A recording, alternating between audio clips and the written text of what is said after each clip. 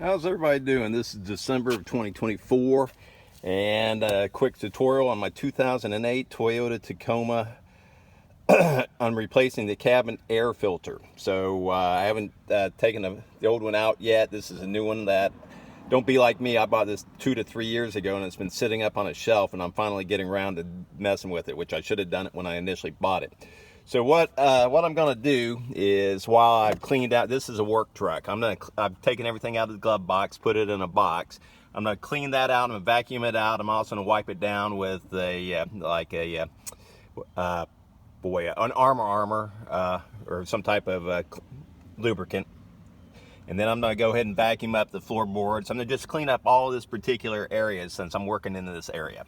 I'm gonna go ahead and come back and show you how to get to the existing cabin air filter and show you how to put in the new one. So give me a minute.